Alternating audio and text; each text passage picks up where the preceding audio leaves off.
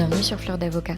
Je suis Lila Louise Maréchaux et dans ce podcast, je vais à la rencontre des avocats bien dans leur robe.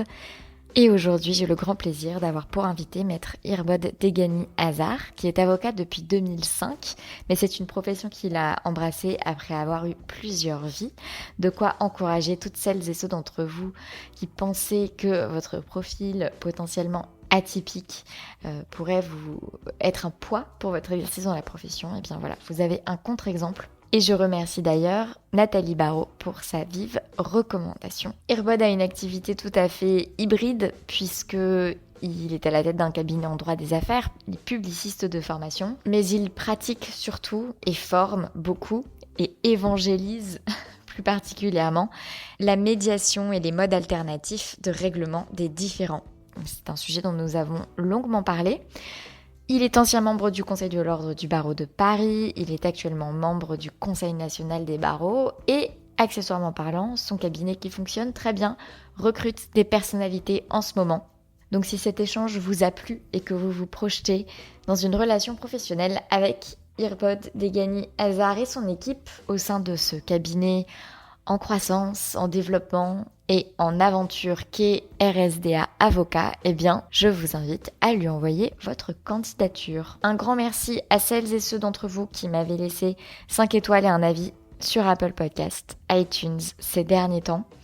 Je pense à Marie-Renée M, Flo EFB et Débat Canalibus qui m'ont honoré d'un message qui fait vraiment plaisir à lire. Et qui contribue bien sûr à faire connaître Fleur d'Avocat à toujours plus de monde et pour ça, un grand merci. Fleur d'Avocat, c'est également une newsletter dans laquelle j'approfondis les différentes réflexions que je mène dans le cadre de mon aventure avec Fleur d'Avocat et aussi un groupe WhatsApp pour que les auditeurs puissent échanger entre eux sans avoir besoin de mon intermédiaire. Pour le rejoindre, il vous suffit d'envoyer un email à l'adresse whatsapp@fleurdavocat.fr. Je vous souhaite une très bonne écoute et je vous dis à la semaine prochaine. Bonjour Irbod Degani Hazar. Bonjour. Merci d'être mon invité sur Fleur d'Avocat. Plaisir. Alors racontez-moi Irbod, comment et pourquoi vous êtes devenu avocat ? Vous avez beaucoup de temps à m'accorder, j'espère. J'ai beaucoup de temps à vous accorder. Alors, comment je suis devenu avocat ? Je suis devenu avocat en réalité, non, je voulais devenir avocat très tôt. Et j'ai dû arrêter les études pour des raisons... je suis allé au Brésil faire une compétition importante dans mon sport de combat. C'était quoi votre sport de combat ? Alors, mon premier sport de combat est un art martial iranien qui s'appelle le Toa. Puis j'ai jonglé de sport en combat à sport en combat. Et j'ai fini par un style de capoeira qui était la capoeira porrada, capoeira de contact. Et entre-temps, j'avais fait d'autres sports de combat. Et je suis revenu du Brésil avec une belle blessure et j'ai été hospitalisé. Et en sortant de là, ma chambre universitaire avait été attribuée à quelqu'un d'autre et j'ai dû bosser. Donc j'ai arrêté pendant 15 ans ou 12 ans les études, puisque je n'étais pas au bout de mon parcours universitaire. Et en droit, le parcours universitaire ? En droit.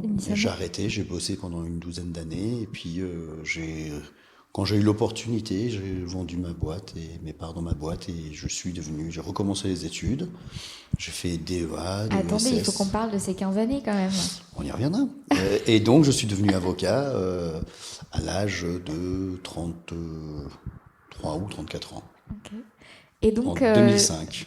Et donc, ces 15 années, qu'est-ce qui s'est passé ? Oula, j'ai fait... Vous revenez du Brésil, vous n'avez plus de chambre universitaire, et donc là, il faut travailler. J'ai un super pote qui est banquier, un autre super pote qui était mes élèves, parce que j'avais une salle où j'entraînais dans une salle d'arts martiaux.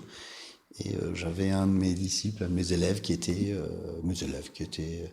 banquier, un autre qui était agent immobilier. Ils m'ont trouvé un super appartement à acheter. J'ai acheté avant même de trouver du boulot, avec un décalage sur le premier remboursement de crédit. Et j'ai été chez Xerox. Je tapais à la porte du premier CV que j'ai fait de ma vie, c'était chez Xerox. Donc j'ai envoyé. On m'a dit à la fin de la journée, je sais pas, le début, le matin, on est 200, à la fin, on est une dizaine. Et il m'a dit, ouais, mais on vient de faire le test papy, je me rappelle. Vous êtes unmanageable, on pourra pas vous prendre. Je fais, bah, c'est pas grave, j'irai à la concurrence. Je suis rentré chez moi et j'avais un coup de téléphone le lendemain matin en disant, il y a un fou qui veut vous accepter dans sa concession. Donc, j'ai commencé chez Xerox. J'ai travaillé quelques années chez Xerox. Donc vous avez vu passer une offre d'emploi chez Xerox? Même pas. Il y avait un article clairement, il y avait un article, je crois que c'était dans, je ne sais plus quel journal, qui parlait de l'école de formation à la négociation de chez Xerox. On disait la meilleure école de formation. Il faut savoir qu'à la sortie de mon bac, j'avais fait le concours commun des écoles de commerce. J'ai été reçu au concours, j'avais pas les moyens financiers, on m'a refusé ma bourse.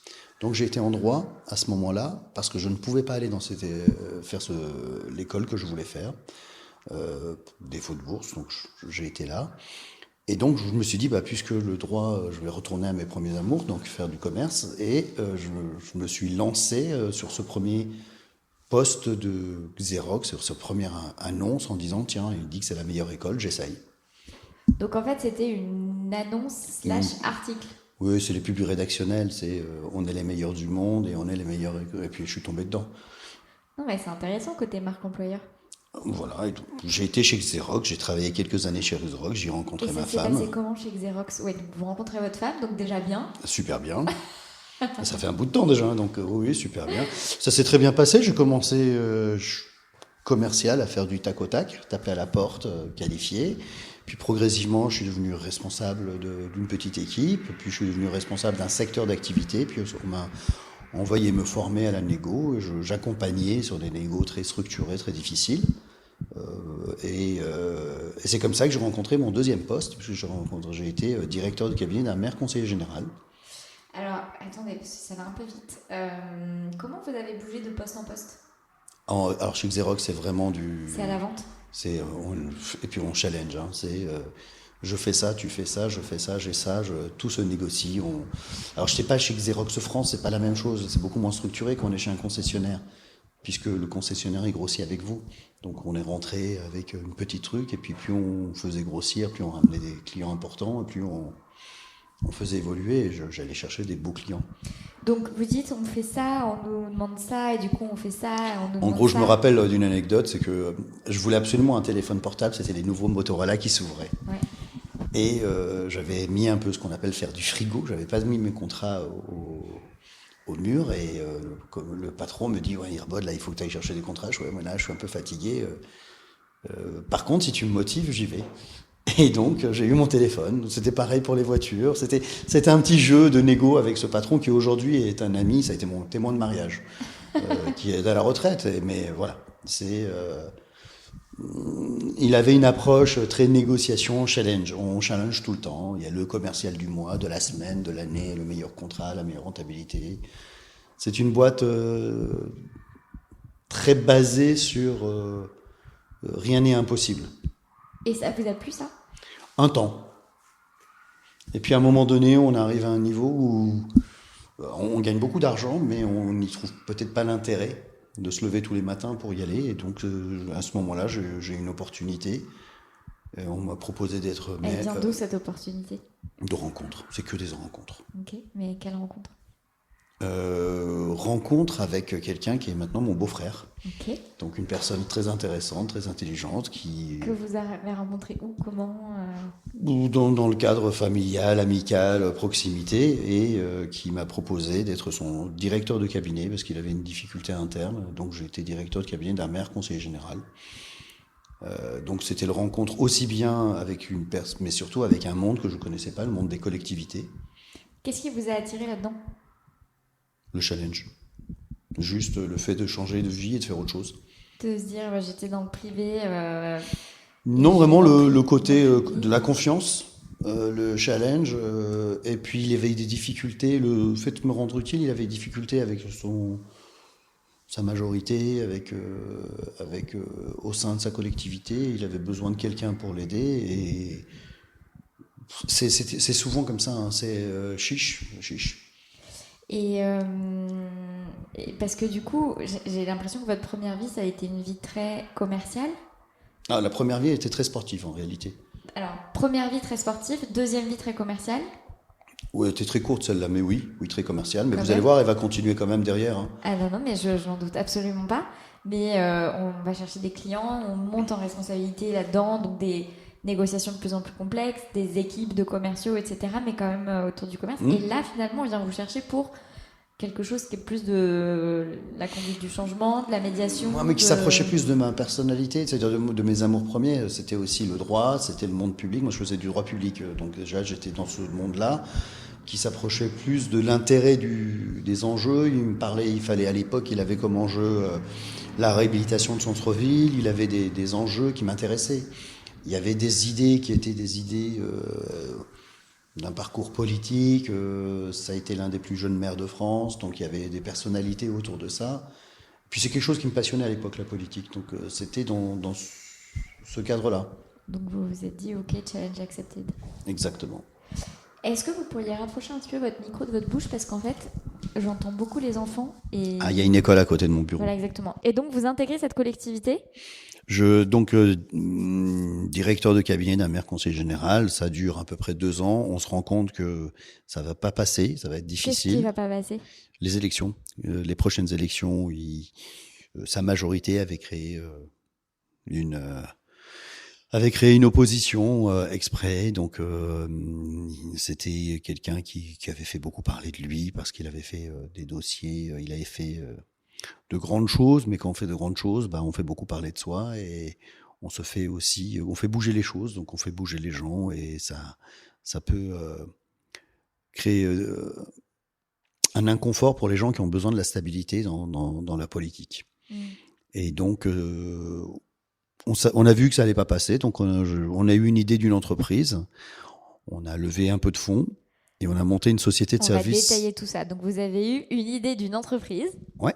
Une entreprise de service aux collectivités et d'un truc qui s'appelait la lettre des collectivités territoriales. C'était quoi ? C'était le début d'Internet. C'était une entreprise autour des besoins des collectivités et des réalisations des collectivités. On donnait une vitrine à chaque collectivité, les plus petites comme les plus grandes, ils font un rond-point, combien ça a duré de temps, combien ça a coûté, quelle est la qualité. Il y a des mouvements de personnel, il y a des réalisations, il y a des coups de gueule. Donc c'était sur Internet et sur papier. Et l'actualité des collectivités pour les collectivités. Donc c'était un blog, c'était une newsletter ? C'est une newsletter et un site Internet, pas seulement un blog. Ça a duré un temps, on a levé une première partie de levée de fonds. Donc c'était juste de l'information ? Non, parce qu'il y avait de la formation et du conseil autour, montage d'intercommunalité, etc. Mais c'est venu dans un deuxième temps. Comme plan d'avocat. Exactement. Et donc, on a fait... on a créé un petit truc qui était sympa. Et puis... Et vous avez levé des fonds pour ça ? Ouais. Sauf que la bulle Internet est arrivée. On n'a pas eu la suite du levée de fonds, donc on a dû faire avec ce qu'on avait. On a fait notre V1, V2, et puis on a monté tant qu'on pouvait. Puis à un moment donné... la vie de chacun faisant que certains de mes associés voulaient repartir dans une vie politique ou une autre vie et on a décidé de vendre. Donc ça, c'est 2 ans après, vous dites ? On a 2 ans à la collectivité comme directeur de cabinet, et puis après on a fait 3 ans Initiatis, cette société. Cette société, on l'a revendue. Et Comment vous avez vécu cette revente et le Superbe. fait que chacun reparte un peu de Super, parce qu'on savait que c'était un projet qui potentiellement était une trait d'union. Un trait d'union entre 2 choses. Donc, c'était vraiment un trait d'union.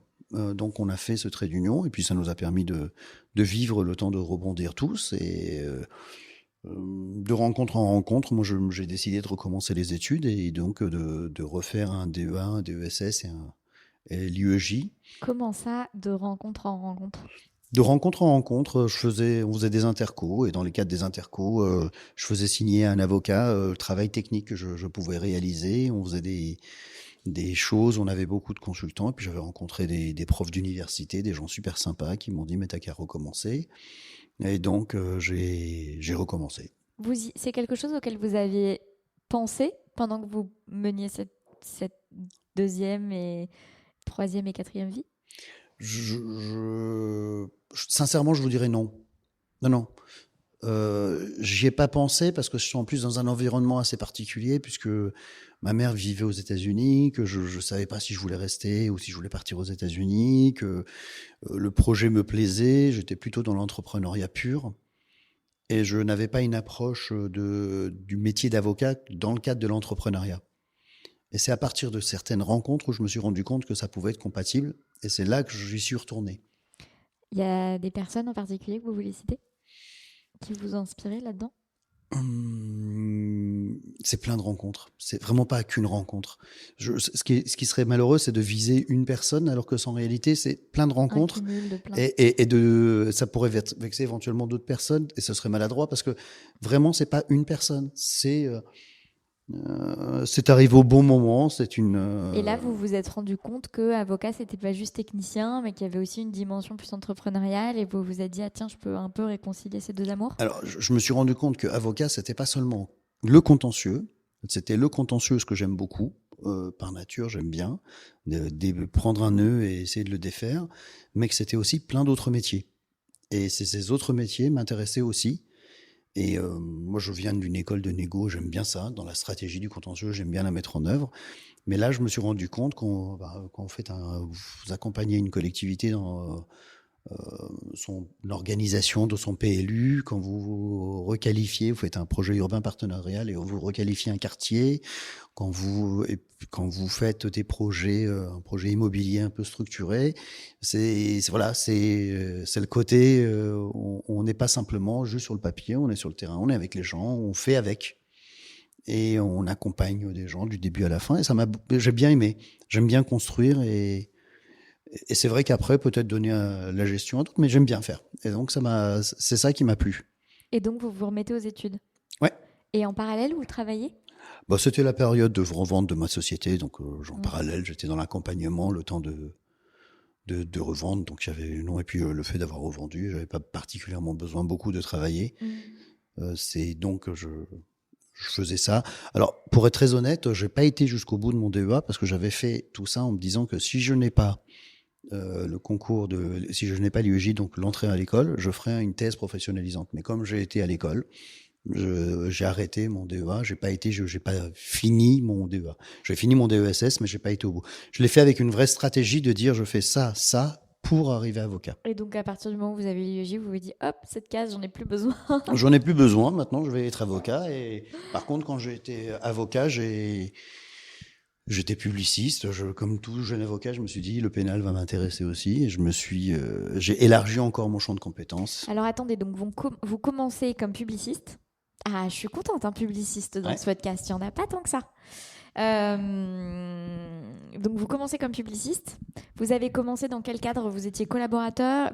Alors, non, mais j'ai quand même une première question parce que du coup, IEJ, École des avocats, à un moment, j'imagine que vous avez dû faire des stages. Ouais. Donc vous avez fait des stages à 35 ans. Mon premier stage, je l'ai fait dans mon DESS. Et là, je peux viser. C'est Elisabeth Moisson. Et une énergie folle, et je me suis dit là ça m'a confirmé dans le fait de vouloir devenir avocat. Et qu'est-ce qui vous a confirmé dans le fait de vouloir devenir avocat avec elle? Une phrase qu'elle a dit un jour, je sais pas si je vais gagner, mais je peux vous promettre que je ferai tout pour que vous soyez entendu par le juge. Et je me rappelle un matin avoir dans une pièce plein de pièces par terre où le client ne savait plus se sortir de ses pièces et ne savait plus quoi faire. Donc on était dans le bureau, il y avait des pièces partout, il fallait les numéroter, choisir la stratégie, les mettre dans l'ordre et faire comprendre au juge et entendre au juge la pensée du client à travers tout ce truc dont il n'arrivait plus lui-même à se sortir. Et j'ai beaucoup aimé cette gymnastique. Et alors, dans le cadre du DESS, j'ai fait ce stage. J'avais fait un DESS, droit public et privé des collectivités territoriales, des collectivités publiques, des PPCL. Et donc, Elisabeth Moisson m'a motivé dans le fait de dire il faut que je fasse ça. Comment est-ce que vous avez trouvé ce stage ? C'était une des profs. Une de vos profs ? Alors, en fin de compte, je n'avais pas besoin de stage, puisque j'étais déjà en fonction. Et elle m'a un peu boosté à faire un stage quand même. Et j'ai quand même fait le stage parce que j'ai suivi ce qu'elle me disait et que j'aimais bien. Il y a beaucoup d'énergie aussi. Et donc, j'ai fait ce stage qui m'a beaucoup plu. Et à l'école de... Alors, non, j'ai quand même une autre question. Ça fait quoi d'être stagiaire à... 33, 4 ans, ça fait rien. Oui. Bah, ça fait rien. Ok. Non, j'ai pas... Ça n'a pas été une difficulté particulière? Absolument pas. Et puis, on me l'a jamais fait... on m'a absolument pas fait ressentir une quelconque difficulté par rapport à ça. Et ensuite, école des avocats? Alors, école d'avocat, je suis tombé dans le bain de l'UJA directement, parce que j'étais délégué UJA à l'école d'avocat. Qu'est-ce qui vous a fait tomber dans le bain de l'UJA? Très honnêtement, à l'école d'avocat, quand je suis arrivé, c'était au Charenton à l'époque, il y avait une grosse publicité en disant partenariat UJA, crédit 1% avec Crédit Lyonnais, 50 000, je crois que 50 000 euros, ou je sais plus, 5 000 euros, je sais plus quelle était la somme. 50 000, c'est beaucoup quand même. Non, Donc, je sais plus quelle était la somme, mais c'était partenariat, quoi. UJA, truc machin. Et donc j'ai dit, allez, on va essayer. Et après, j'ai discuté, j'ai fait mon... Ah oui, non, parce que j'ai fait...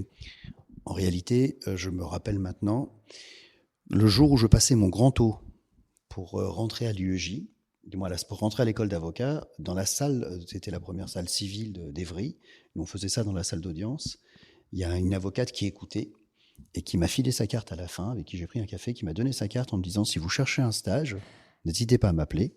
Et c'est cette personne qui m'a parlé d'abord des syndicats, de la profession, et c'est elle qui m'a intéressé à regarder ce qui se passait dans la profession. Alors, j'ai quand même une question. Donc, cette avocate est là, elle écoute. Bon, soit. Et elle vous tend sa carte et vous prenez un café. Ouais. Qui propose un café? Je sais pas. Franchement, je me rappelle plus. Enfin, je sais pas, vous la connaissez pas, elle est juste présente. Elle est venue me féliciter à la fin parce que j'ai pour votre prestation. Et on a de fil en aiguille, on a été boire un café. Tout simplement, je vous mentirais si je vous dirais le vrai. C'est peut-être l'âge, mais c'est un peu loin pour moi là. Non, mais c'est pas banal quand même comme histoire. Enfin, je sais pas. C'est une rencontre. C'est une rencontre. Mais c'est pour ça que je demande toujours les rencontres, comment ça se passe. Et donc là, vous vous intéressez à l'UJA. On en était à cette histoire de stage. Où est-ce que vous avez fait vos stages dans le cadre de l'école? Mon premier... Alors, le stage, je l'ai fait. Alors, je fais le stage à l'étranger. Du moins, pays à l'époque. Ouais. Je l'ai fait aux États-Unis dans un cabinet qui s'appelle Oppenheimer, ouais. Où je travaillais sur des problématiques de hanches. De hanches? Oui. Donc, responsabilité médicale. Donc... c'est pas du tout mon domaine. Oui, okay, on voit au roulement de Dieu et au c'est pas, mais bon, l'intérêt, c'est que le poste était dans le Minnesota, que ma mère vivait dans le Minnesota et que je voulais avoir une expérience sur place. Donc, ça, c'est l'expérience internationale et l'expérience en cabinet d'avocat, c'était chez Loïc Dussault. Et Loïc, qui, au moment où je suis rentré à l'école, a pris la présidence exactement, et donc c'était un congrès de l'UJA. Le congrès de l'UJA à Paris cette année-là, je me rappelle que j'étais délégué EFB et délégué à la FNUJA. Et donc j'ai vécu un parcours de collaboration très, très, très, très imprégné dans la profession, dans l'organisation. Donc vous rejoignez le cabinet en stage final et vous restez en collaboration ? Non, à la fin du stage final, je suis allé dans un autre cabinet. Ok, donc vous vivez une période de stage final très imprégnée justement de cette politique de la profession. Exactement. Et ça vous a apporté quoi, ça, justement ? Ça m'a conforté dans la relation humaine qui peut exister. Ça a amené... c'est un accélérateur, parce qu'on rentre directement dans la profession, on rencontre des personnes... qui vous parle du passé, qui vous parle d'une culture commune, d'une association, d'un syndicat qui a près de 100 ans, on fait partie directement. Alors, vous parliez tout à l'heure, est-ce que ça m'a gêné de commencer avec 10 ans ou 12 ans de retard par rapport à d'autres ? Vous voyez, j'ai réaccéléré, j'ai récupéré mes 10 ou 15 ans de la connaissance de la profession pendant cette période très courte où j'ai rencontré un tas de gens super passionnants qui me parlaient de leur passion, de leur métier, de la profession d'avocat. Et alors ma première collaboration était très délirante aussi, c'était une rencontre. Quelle rencontre ? Alors à l'époque, il y avait 2 ans de stage obligatoire après l'école pour s'installer. Et donc j'ai pris un rendez-vous avec quelqu'un que vous connaissez peut-être, qui était aussi UJA, qui était Christophe Thévenet, pour qu'il me conseille avec mon parcours, sur quel type de cabinet, et puis je voulais qu'il relise mon CV. Pourquoi vous vous êtes adressé à lui en particulier ? Parce que c'est des gens que je rencontrais dans le cadre de l'UJA, c'était quelqu'un qui était très entrepreneur, il est très très dans le monde, il conseille beaucoup les avocats sur leur structuration, et donc Christophe, au moment où je l'attends, il était associé avec un monsieur, un sacré personnage, qui était Jean-Michel Catala, Et Jean-Michel Catala, j'étais en train d'attendre avec Christophe et vient voir Christophe en disant c'est lui le stagiaire qui fait du droit public? Oui. Et il dit c'est lui. Et donc il m'emmène dans son bureau en réunion téléphonique avec un client public, en droit public. Je réponds et à la sortie, il me dit va faire une consultation. Et j'ai commencé ma collaboration comme ça. Et ça s'est fait comme ça. Alors, je voudrais quand même revenir sur un truc parce que la raison pour laquelle je vous demande sur la difficulté d'être stagiaire à 33 ans, c'est pas. Enfin, j'ai peut-être mal posé la question parce que du coup, elle donne peut-être une idée d'indication, enfin de prédisposition. Mais en fait, je me souviens que je vous ai vu, c'était il y a longtemps, c'était je pense il y a 2 ans, à une soirée organisée par l'Ordre du barreau de Paris sur les départs de la profession d'avocat. Et j'étais en haut des gradins quand on regardait les membres. Sur la gauche. J'étais sur la droite, moi. Oui, ok. Ouais. Et vous étiez près de la porte d'entrée. Et donc, en fait, c'était une soirée qui était organisée par l'Ordre et le micro circulait pour que les uns et les autres expliquent, donc que des personnes qui sont parties de la profession d'avocat, expliquent qu'est-ce qui les a poussés à partir, en fait. Et je me souviens qu'il y a une personne qui avait eu une précédente vie, qui n'avait pas été biberonnée droit et sortie du biberon, et qui disait qu'en fait, il avait eu des vrais soucis d'intégration. En disant, je réussissais pas à trouver un stage parce que profil atypique, on disait que j'allais pas être assez malléable et tout. Et je me souviens que vous aviez pris la parole en disant, ouais, moi j'ai eu une vie et puis c'est vrai que j'ai pas vécu ça, donc je suis quand même curieux, etc. etc. En fait, c'est en référence à ça et aussi parce que, que je vous ai demandé. Et puis quand j'ai interviewé François Mazon, qui a aussi eu une précédente vie avant d'être avocat puisqu'il a dirigé Capgemini France. Il a quand même dit que ça n'avait pas été facile pour lui de trouver un stage et que ça s'est fait par l'intermédiaire de son directeur de master aussi. Parce que une certaine impression. Donc, en fait, c'est pour ça que ma question était teintée, était orientée. Mais je suis heureuse de savoir que vous n'avez pas eu de difficulté. Pour le coup, je ne l'ai pas vécu du tout. Non, je l'ai pas vécu du tout parce que ça s'est fait vraiment, c'est que des rencontres. Je sors de chez Loïc. Vous avez pu faire jouer un réseau, mais même pas un réseau forcément préexistant. Là, c'était de la chance, puisque j'y allais pas pour ça. Je sors de chez Loïc, je vais en rendez-vous pour me dire comment je vais aller, où je vais aller, la chance fait que... Il avait tout magouillé. Je crois pas, mais sincèrement, je crois pas. Je crois pas parce que je pense qu'il me recevait par amitié et sincèrement pour me conseiller. Il le fait beaucoup avec plein de gens. Et qu'il y a eu une circonstance entre-temps, c'est qu'il y a eu un départ d'un collaborateur qui s'est fait à ce moment, qui l'a annoncé à ce moment-là, qui devait partir un peu plus tard. Et l'opportunité a fait qu'à ce moment-là, il y a eu un poste qui s'est libéré. Je pense que c'est des portes qui s'ouvrent, il faut rentrer dedans ou ne pas, il faut être open ou pas. Et donc, je l'ai été à ce moment-là. Et donc, l'opportunité... Après, j'ai aussi eu... Il y a aussi différents types de caractères. Voilà, moi, je pense être tout à fait adaptable. Je suis arrivé en France à l'âge de 10 ans, pas du tout avec la langue. Et c'est pas quelque chose d'extraordinaire de passer d'un truc à l'autre, d'une manière milieu à l'autre. Donc, j'ai une grosse... j'ai ça en commun avec beaucoup de copains que je connais avec le même parcours. On ne voit pas... Voilà, c'est positif. On peut peut-être ne pas ressentir quelque chose d'une manière difficile, alors que peut-être que d'autres le sentiront difficile. Voilà, j'étais là, j'ai peut-être eu des remarques désobligeantes, j'ai eu des questionnements, pourquoi tu fais ça ? Parce que ça me plaît. Et puis je ferai peut-être autre chose après. Mais je ne l'ai jamais pris comme un frein. Et donc, ce coup de téléphone qui se transforme en consultation, qui se transforme en collaboration ? Je suis resté 2 ans, et après 2 ans... Entre-temps, en étant collaborateur avec Stéphane, qui est un des associés du cabinet, on avait décidé d'ouvrir un cabinet au Maroc.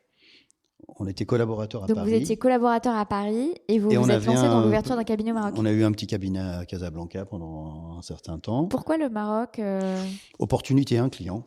Un client Un client en France. Un client en France qui nous demandait de l'accompagner sur un projet au Maroc. Donc on a fait ça.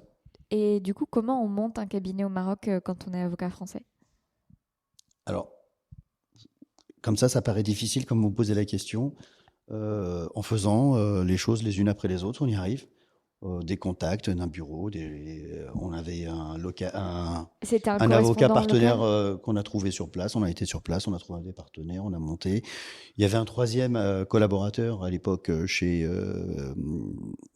Catala et Thévenet qui était lui avait une femme marocaine et donc il en plus voulait aller s'installer au Maroc à terme. Donc on a fait ce projet. On a fait ce projet Ça a pris combien de temps? en toute transparence avec Jean-Michel et Christophe. Ils savaient qu'on le faisait. Et puis, ils ont été super sympas parce que personne nous a vraiment dit il faut pas, etc. Puisqu'on faisait notre boulot en parallèle. Il y Donc, avait je sais pas, il y avait un deal que du coup, pour eux, ça pourrait leur bénéficier ou je-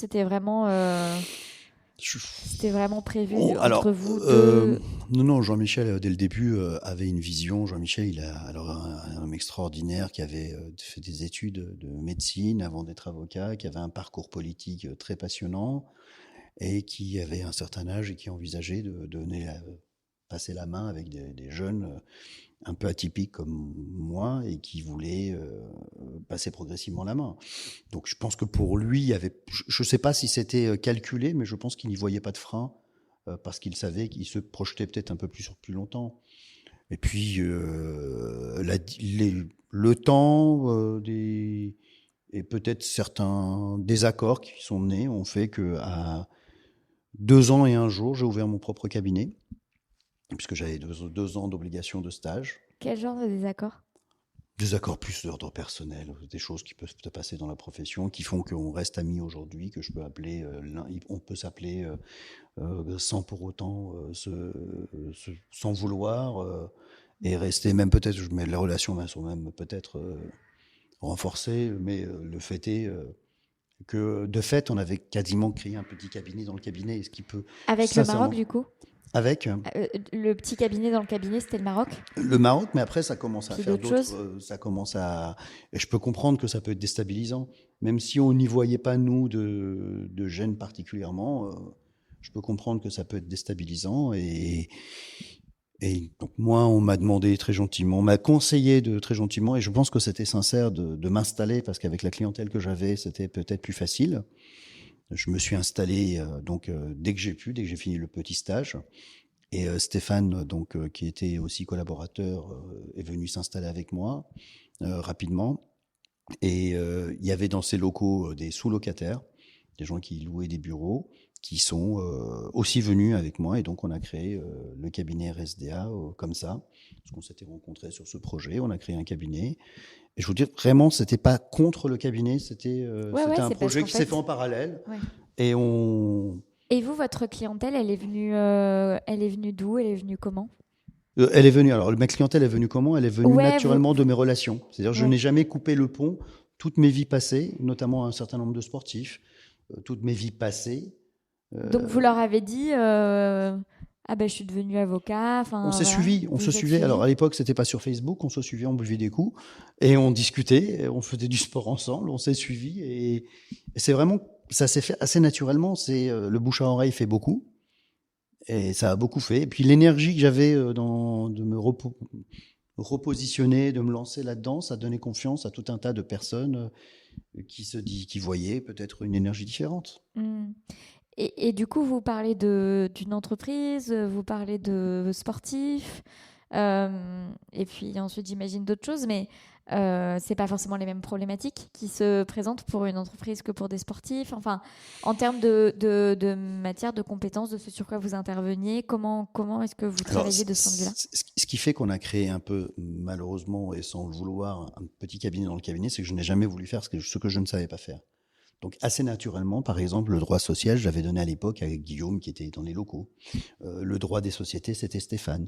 Le droit fiscal, c'était Oman qui était qui était là, qui sous-louait. Hmm. Il y avait alors en réalité non, il y avait même un réseau de copains de fac qui faisaient plein de dossiers pour moi, en toute transparence avec le client. On avait créé ce truc-là. Et c'est vrai qu'un jour, Jean-Michel m'a dit, puisqu'on veut commencer, t'as qu'à commencer à travailler en interne avec les collaborateurs du cabinet, puisqu'on a une vision à long terme. Et c'est comme ça qu'on a créé un peu ce cabinet dans le cabinet. C'est-à-dire que mes clients, je les emmenais et je les présentais au cabinet, aux collaborateurs du cabinet, et on travaillait ensemble dessus. Non, je ne faisais. Alors à l'époque, moi, je ne faisais que du public, sauf que Jean-Michel m'a formé à la construction. C'est-à-dire que j'ai élargi le droit public au droit de la construction par l'urbanisme opérationnel. Et c'est pour ça que j'ai eu je lui dois cette formation complète, parce que je ne connaissais absolument rien, au droit de la construction, au droit immobilier. Et en parallèle, parce que c'est ça le petit... Comme il fallait plaider, donc j'ai été prendre une formation de rhétorique au barreau. Et c'est là que j'ai rencontré Stéphane Ben-Simon et que je me suis inscrit au diplôme de médiateur. Comme ça, vous bouclez la boucle. Non, non, mais déjà, je comprends mieux pourquoi l'appellation d'un petit cabinet dans le cabinet et du coup de comment ça s'est fait à partir de voilà, des besoins qu'il y a eu autour de vous et que c'est pas tellement que vous avez développé votre clientèle. Enfin, vous avez développé votre clientèle déjà en la développant de manière collective dès le départ, quoi. Oui, c'était assez logique pour moi. C'est-à-dire que dans la société Initiatis, on ne savait pas tout faire et on avait toujours plein de consultants. Dans tout mon parcours, à chaque fois, d'ailleurs, quand je faisais du sport, s'il fallait que je faisais mon art martial. Pour la boxe, c'est-à-dire pour travailler le garde, j'allais à un club de boxe. Pour travailler les coups de pied, j'allais à un club de Muay Thai. Pour travailler le corps à corps, et je complétais tout ça. Donc je pense qu'on peut pas tout faire. Il faut une bonne culture générale, être curieux, mais non, dès le début, on est parti sur le schéma. D'ailleurs, le nom du cabinet était Réseau spécialisé d'avocats associés. Alors après, comme on a vu les problématiques de spécialisé, pas spécialisé, on a appelé simplement RSDA. Mais c'était notre volonté au début. L'acronyme, c'était ça, mais on a jamais été jusqu'au bout. Mais l'idée, c'était ça. Ouais. Et vous dites, il y a eu la question du contentieux, vous ressentiez un besoin d'en savoir plus sur la plaidoirie, la prise de parole en public. Je faisais énormément de pénal à l'époque, j'adorais ça. Ouais. Et donc, vous inscrivez à des cours de rhétorique? Ouais. Oui. Alors, Aude Catala, donc, qui était au cabinet Catala Thévenet, faisait du pénal. Je faisais du pénal avec elle. J'ai eu la chance de rencontrer, par exemple, j'ai fait mes premières assises où j'ai été coaché par Carbon de 16, qui un jour, il m'a offert un café parce que je lui posais des questions et on a bu un café ensemble pour qu'il m'explique comment ça fonctionne. Donc, attendez, à quel moment vous croisez Carbon de 16 et vous lui dites... Pour faire mes premières assises, je lui dis j'ai besoin d'un coup de main. Donc vous lui dites, c'est-à-dire vous lui envoyez un mail? Dans le cadre de l'UGIA, on se rencontrait, il était, donc je rencontrais... et puis un jour, je lui dis, il parlait beaucoup de pénal, et je lui dis, je vais avoir mes premières assises, est-ce que tu peux m'aider? Il m'a offert l'opportunité d'aller prendre un temps de discussion avec lui, et il m'a dit, voilà, ça marche comme ça, voilà les clés, si tu as besoin, tu peux m'appeler, ça tu peux faire, ça tu peux pas faire, ça tu peux demander, ça il faut faire attention, comment... Il m'a donné les clés. Et ces assises, elles se sont passées comment? Magnifique. C'était super, c'était à Créteil, j'ai un très bon souvenir. C'était extraordinaire. Les premières, c'est quand même quelque chose. C'est-à-dire, on fait tout ça et puis après, j'ai arrêté le pénal progressivement, mais on fait tout ça et... Pourquoi vous avez arrêté le pénal progressivement? Pour le temps, et 2, parce que je me suis lancé à fond dans quelque chose qui m'a plu. C'est cette découverte des modes alternatifs et de la médiation, et que je pense qu'on peut pas tout bien faire. Et donc, vous dites, c'est pendant ces cours de rhétorique. Qu'est-ce que vous en avez retenu de ces cours de rhétorique? Des rencontres. En fin de compte, c'était mettre l'accent sur des choses que j'avais déjà fait dans le cadre de la négo et structurer le dialogue avec un syllogisme différent, avec une logique différente. Et puis surtout, j'ai rencontré donc le prof, c'était Stéphane Ben-Simon, qui était assez curieux de ma manière de réfléchir, d'intervenir, et qui m'a dit viens faire de la médiation. Je lui dis non, moi j'ai fait le droit, c'est pour aller cogner, pour faire... Et il m'a dit viens voir un cours, et puis tu verras si ça t'intéresse. Donc j'ai participé à un cours, et puis j'ai été passionné. Et donc j'ai fait le diplôme, je suis devenu médiateur en 2006. Qu'est-ce qui vous a passionné? Les échanges, les relations humaines, les échanges qu'il y avait autour de ça. Puis on se sentait utile à un problème très difficile est la posture du médiateur qui permet peut-être d'avoir une posture différente et de permettre aux gens de trouver des solutions. On utilise vraiment tous les outils de la négo que j'aimais bien Mais on affronte bien le problème aussi. On fait partie du conflit. Il faut aimer le conflit pour aimer la médiation. Aimer pas un amour malsain, c'est-à-dire qu'il ne faut pas en avoir peur, il faut l'accueillir. Et c'était une approche étonnante. Et vraiment, à chaque cours, je rencontrais un prof ou des étudiants qui venaient tous d'univers différents. Je me rappelle, il y avait du monde entier, d'univers différents, et chaque cours était un forum ouvert de dialogue entre les gens et de complémentarité. On n'a pas beaucoup d'endroits où on peut se retrouver dans une même salle avec des anciens profs, des magistrats, des notaires, des coachs, des sportifs. Je me rappelle, il y avait un garagiste, et tous en voulant faire la même chose et échangeant sur les mêmes sujets. C'était passionnant. Et donc, vous tombez en amour pour la médiation? Alors déjà, pour toute personne qui a recommencé les études après un certain temps, un certain âge, je suis tombé en amour pour me reformer. C'est passionnant de recommencer les études quand je suis d'accord. On le fait librement et qu'on a envie de le faire. Donc ça, j'ai beaucoup aimé ce parcours.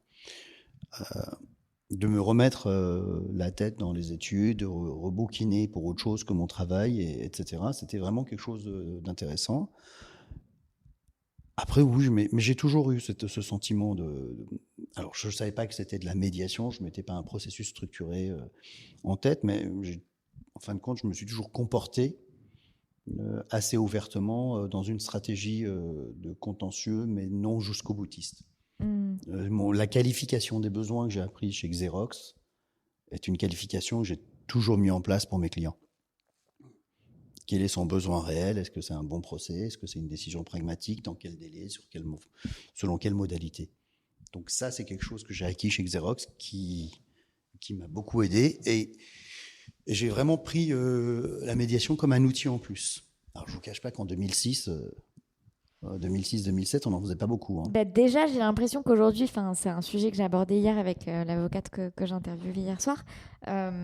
Déjà, aujourd'hui encore, il y a beaucoup d'avocats qui disent moi, je veux bien la médiation, j'adore, mais en fait, je tombe que sur des confrères qui sont pas du tout sensibles au truc et qui, voilà. Et donc du coup, je suis un peu toute seule dans ma volonté de transaction et de mode alternatif des règlements. Donc je veux bien croire que si en 2021 il y a cette observation, en 2006 ça devait être encore différent, quoi. Alors c'était une opportunité pour moi parce que ça m'a fait une vraie différence et j'ai vraiment développé une clientèle en conventionnel, en médiation conventionnelle. C'est quoi la médiation conventionnelle? C'est pas le juge, c'est les gens entre eux, plutôt que d'aller devant le juge, se décident de régler le problème. Et du coup, comment est-ce que vous avez développé ça? Des prescripteurs, des entreprises. C'était marrant parce que le déclic un jour, c'était qu'un client m'a présenté à quelqu'un d'autre en disant vous savez, souvent on a peur qu'on nous présente en étant c'est un pitbull, il est efficace, vous savez, c'est ce qu'on dit tout le temps. Il m'a présenté, va voir mon avocat, tiens, c'est mon avocat, avec lui tu auras des solutions. Et pour moi, ça a été un déclic. Et ça m'a complètement changé mon approche de mes rendez-vous avec les gens. C'est des solutions. C'est intéressant parce que j'ai interviewé Romain Hasbrook, qui fait du legal design. Et il disait un jour que quelqu'un lui a dit mais toi en fait t'es le graphiste qu'on peut amener en réunion de Comex. Et c'est chouette quand un tiers nous prémâche le travail de comment je me présente. C'est exactement ça. Il a dit, marque personnelle. Avec lui, il y aura des solutions. Et c'est vrai que cette entreprise-là, on a intégré. C'est marrant parce que ça fait. On est parti. On a intégré dans sa politique générale une politique générale des MARD, dans ses CGV, dans tout. Donc là, j'étais avocat accompagnant, je ne pouvais pas être moi-même médiateur, mais en prescrivant des médiateurs, donc en nommant des médiateurs, j'ai créé avec ces gens-là qui faisaient la même chose que moi, qui ne pouvaient pas être eux-mêmes leurs propres médiateurs, un réseau de prescription, de confiance, où on savait qu'on était formé, qu'on pouvait faire confiance, emmener nos clients en médiation. Et ça a fait son petit bout de chemin, et puis ça a créé des clauses à mon profit écrites dans des contrats. Et puis quand clauses à mon profit. C'est des clauses de médiation, c'est des clauses. Oui. Et s'il y a un conflit, on va voir un médiateur et puis on discute. Et c'était des gens mettaient mon nom, et donc j'avais des gens qui me disaient on a un conflit dans l'exécution de ce contrat, dans l'interprétation de la clause, est-ce qu'on pourrait vous rencontrer? Et ça a créé le début d'une activité. Ouais, ça a mis. Enfin, du coup, cette activité s'est déroulée en parallèle de la création de RSDA. Qu'est-ce que comment ça s'est articulé avec l'activité d'avocat traditionnel? Enfin, vous dites c'est un outil en plus et je vous rejoins, hein, mais est-ce que vous en avez fait un produit à part entière? Enfin voilà, comment vous avez? Moi, c'est vrai, non, c'est vraiment un outil en plus. Pour le coup, je ne dissocie pas mon activité d'avocat de mon activité de médiateur. Je sais qu'il y a un long débat là-dessus. C'est comme mon activité de formateur. Je fais aussi énormément. Je dispense beaucoup de formations. Je suis mandataire en transactions immobilières. Tout ça, pour moi, est lié sur la confiance et le mandat qu'on me donne. Pour moi, ma fonction, j'ai un mandat, soit de représentation, soit de contentieux, soit de conseil, soit de vente, soit de médiateur. La médiation, c'est 2 parties ou plein de parties qui me donnent mandat de les accompagner dans le processus, afin de mettre en place des moyens d'un dialogue en vue de trouver par eux-mêmes des solutions. Donc derrière, je le vis vraiment comme mon activité d'avocat, avec la notion de mandat. Je l'ai toujours approché comme ça. Ouais. Non, mais on parlait, avant de commencer cette interview, on parlait de mes changements de casquette à moi, du fait que j'ai des casquettes de formatrice, une casquette de consultante, une casquette de coach, une casquette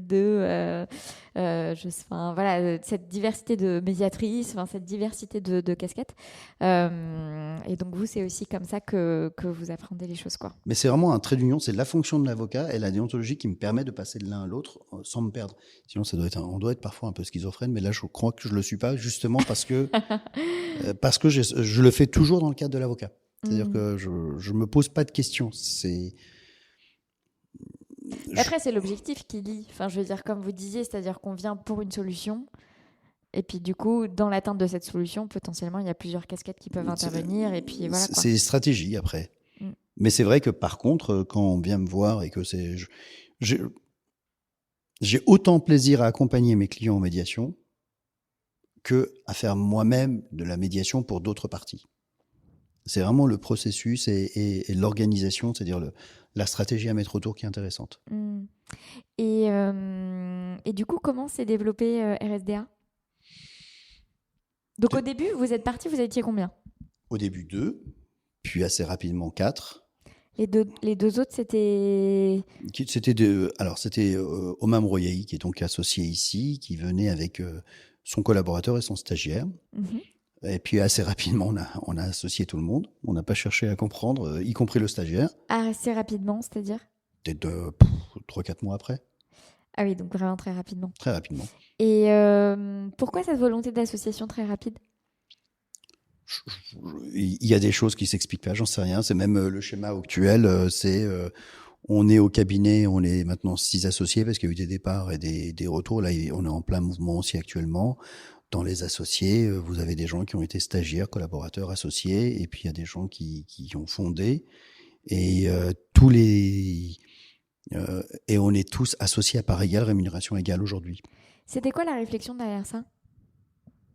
D'avoir plusieurs locomotives. L'idée était d'avoir plusieurs locomotives, de connaître Voilà, il y a des moments où certaines activités vont monter, d'autres vont baisser. C'était... je vais reprendre les mots d'un de mes associés, être tous sur le pont. Voilà. Après, je reconnais que c'est une utopie avec ses limites. C'est quoi les limites de cette utopie? Ça m'intéresse particulièrement parce que c'est un sujet dont je parle avec un client en ce moment. Alors, l'utopie, c'est qu'il faut que tout le monde accepte que parfois, certains vont travailler peut-être moins pendant une période donnée, certains plus, où on aura ce sentiment-là. Et qu'on mette en place un dialogue constructif à ce cadre-là. C'est pas toujours facile, mais c'est une utopie. Et puis, par contre, ça nous a permis d'acheter nos locaux, ça nous a permis de faire du mécénat un cabinet, des œuvres, de faire plein de choses qui nous ont plu. Mais après, l'utopie arrive à un moment donné où il faut que tout le monde soit d'accord sur le projet d'entreprise. Ouais. Et ce projet d'entreprise, à un moment donné, il faut qu'il soit reposé à plat. Et on l'a fait déjà une première fois, ça a été posé à plat et on est reparti pour une période. Et puis là, en ce moment, on est une période de Vous êtes dans réflexion. une deuxième Sur une période de remise à plat. réflexion, tout reposer à plat. Et puis le cabinet a besoin de bouger. Donc c'est bien parce que les hommes on a besoin de s'enrichir, d'avoir des jeunes qu'on intègre et de faire évoluer le cabinet. La première remise à plat, elle avait amené à quel... est-ce qu'il y a des modifications qui avaient été... Parce que vous dites, donc dès le départ, ça a été parts égales, rémunération égale, enfin... On n'a pas changé. voilà. Parts égales. Ça, vous pour l'avez nous. pas changé? Non, on a intégré de nouveaux associés. On a part égale, on a une SPFPL au-dessus, une holding au-dessus. On a intégré. Non, on n'a pas changé la logique. Je suis pas sûr qu'on change la logique aujourd'hui. La prochaine fois, c'est plus Et sur. donc, le projet, c'est quoi? Bah, on est en train de le faire là actuellement le prochain, donc j'en sais rien. Et le projet de la première remise à plat? Le projet de la première remise à plat, c'était justement de développer des pôles de compétences qu'on a fait. Donc, les pôles de compétences, c'était... Qu'est-ce qui est ressorti de ces pôles de compétences? On a un vrai pôle fiscalité au cabinet. On a associé une nouvelle personne et on a développé ça.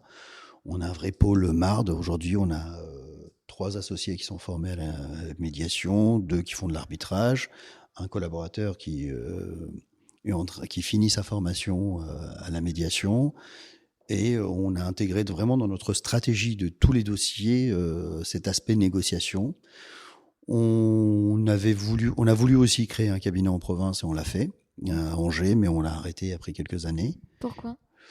Parce que notre associé angevin a décidé de revenir vivre à Paris.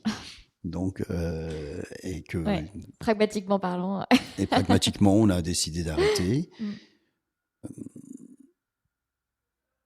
L'opportunité de cette remise à plat, c'était d'associer à l'époque 2 personnes, dont un collaborateur, une collaboratrice, qui était devenue stagiaire, collaboratrice, puis associée.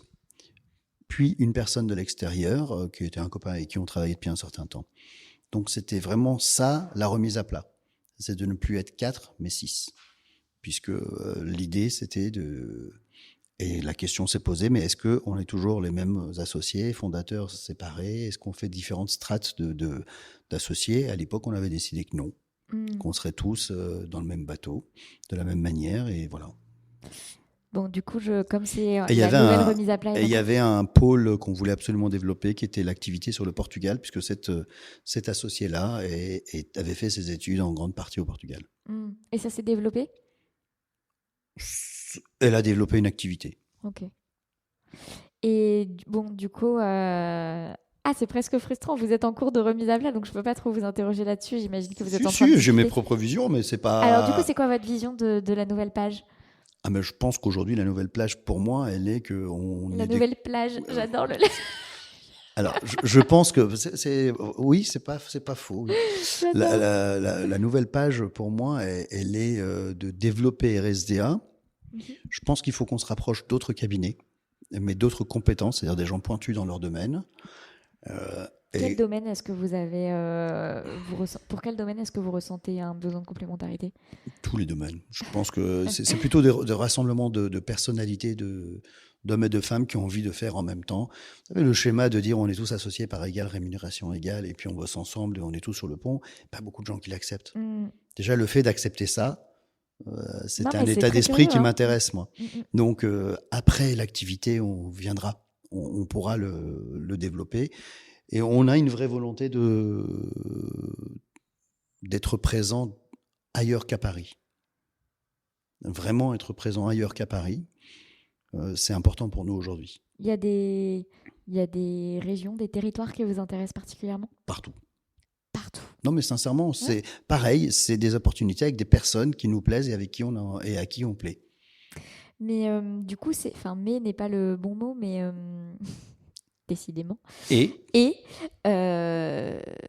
du coup, ça fait une structure potentiellement beaucoup plus grosse? Oui. Ouais, ok. Oui. Potentiellement beaucoup plus grosse oui, mais c'est pas... Sous une même marque ou en satellite? Ça peut être sous une marque. Mais le problème, c'est que c'est des rencontres, je vous parle vraiment depuis le début, tout ce que j'ai... Moi, je suis pas le seul, on a toujours vécu de rencontres. Donc aujourd'hui, on regarde les gens. S'il y a une personne qui nous intéresse vraiment, avec qui on voit que c'est très sympa et que le projet nous intéresse, s'il faut qu'on bouge la marque parce qu'il y a une raison objective à le bouger, on bougera la marque. Je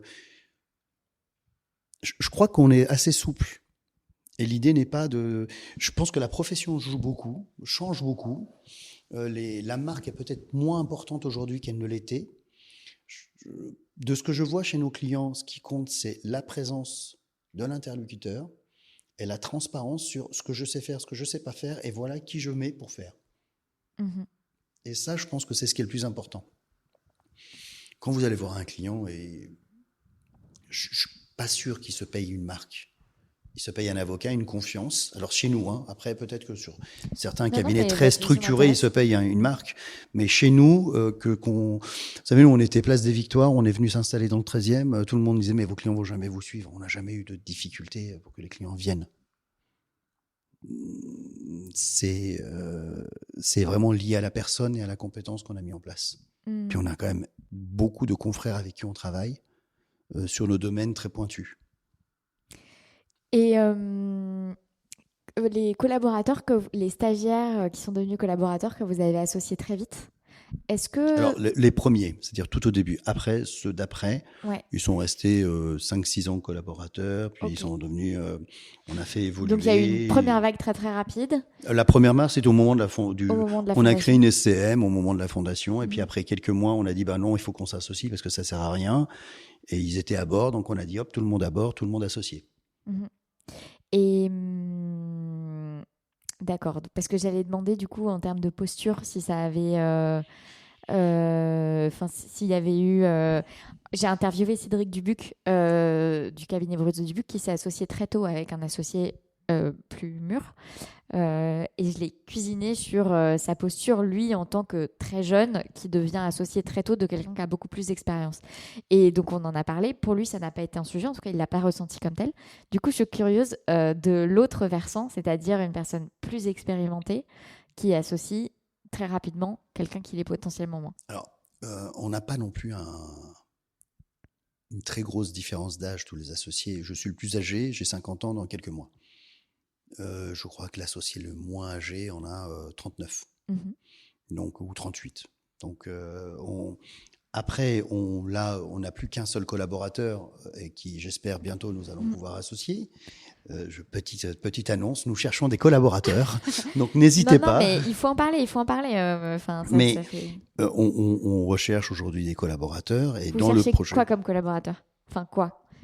Quel type de je pense qu'on veut des gens qui aiment la profession, qui ont une vision ouverte et qui se disent, qui sont prêts à... On veut pas quelqu'un qui rentre obligatoirement dans une case.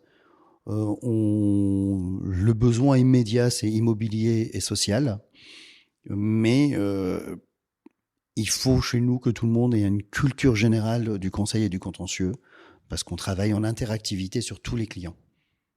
C'est-à-dire qu'un client qui est chez nous, il va chercher dans toutes les compétences du cabinet. Et comme on n'est pas 50 personnes ou 60 personnes, on a un cabinet à taille humaine, chaque interlocuteur est capable de lui donner le premier conseil logique avant que celui qui a la compétence prenne le dossier et le traite concrètement. Il faut plutôt des gens qui ont envie de faire. Ok. Je pense que c'est clair comme projet. Je ne sais pas si j'étais clair, mais moi je trouve ça clair.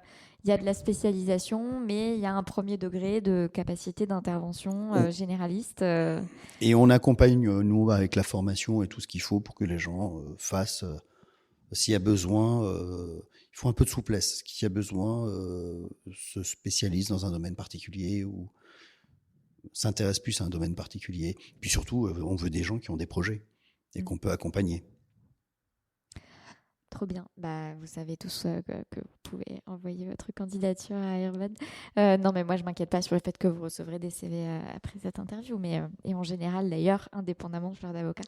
Donc, projet en cours de remise à plat, avec donc une grosse ouverture de perspective, peut-être des rapprochements qui viendront, la présence dans les territoires qui va suivre. Et pour les territoires, c'est parce que vous avez une clientèle qui vous sollicite de plus en plus justement de régions. Alors ça, et puis l'envie nous-mêmes, chacun, nous, a un territoire de cœur. Et C'est quoi votre territoire de cœur à vous? moi, c'est plutôt le sud de la France. Ouais. Quel sud? Euh, Entre Cannes, Nice et toute cette région où j'ai passé beaucoup de temps l'été, Sud-Est. sud-est. J'ai un autre associé qui est plutôt des régions de Toulouse. J'en ai un qui est plutôt breton, donc puis un angevin. Non, mais je demande parce que quand même, je pense que le Sud-Ouest n'a pas envie d'être assimilé au Sud-Est et pareillement. Enfin, je veux dire, je crois comprendre quand même qu'il y a des particularités régionales qui font que Oui, on peut pas mettre le Sud dans une même sacoche je suis d'accord, mais vous savez, pour quelqu'un qui fait de la médiation. et qui surtout n'a pas de frontières, moi, vous savez, Le régionalisme. j'ai été censé devenir militaire de profession en Iran quand je suis né, donc et absolument pas avocat en France à Paris. Donc on fera avec les personnalités qu'on rencontrera et on fera avec. Mm. Les choses sont assez ouvertes. Très sincèrement, Je comprends que l'ouverture et la flexibilité sont dans l'ADN de voilà, la structure. c'est beaucoup moins la stratégie est beaucoup plus ouverte ou la vision est beaucoup plus ouverte que viser sur une carte de France en disant je veux être là là là là. Mm. Et quels sont, enfin, comment on a commencé avec voilà votre entourage, les sportifs, une entreprise. Est-ce qu'il y a eu des tournants dans cette évolution, dans ce développement, des moments un peu qu'on marquait un certain passage, je sais pas, dans l'évolution de la structure? Alors moi, le vrai tournant, ce qui fait peut-être qui me distingue des autres, Mhm, c'est que par le biais de la singularité de la médiation, mhm, j'ai eu la chance de rencontrer des gens très différents. Par exemple, j'ai eu la chance assez tôt de devenir. Alors, j'ai déjà un parcours UGIA qui s'est fait pendant très longtemps, et donc j'ai rencontré en France et partout en France, mais aussi un peu à l'étranger, par l'UGIA, par la formation que j'ai dispensée très tôt, par les dossiers, bah, des personnalités très différentes avec des projets très différents, et je pense que ça nous donne une visibilité de ce qui peut arriver à court terme, à moyen terme et à long terme. Et ça nous a fait toujours nous poser des questions sur ce que nous devions faire. Et dans ces rencontres, j'ai beaucoup rencontré de professeurs d'université et de magistrats. Et à une époque où tout le monde disait les avocats ne veulent pas faire de la médiation, les magistrats ne veulent pas de la médiation, qu'il y avait des chapelles dans le monde de la médiation, que ce monde qui est censé être un monde amiable était très... je me suis retrouvé à rencontrer des gens qui avaient tous la même passion et qui avaient le même moteur.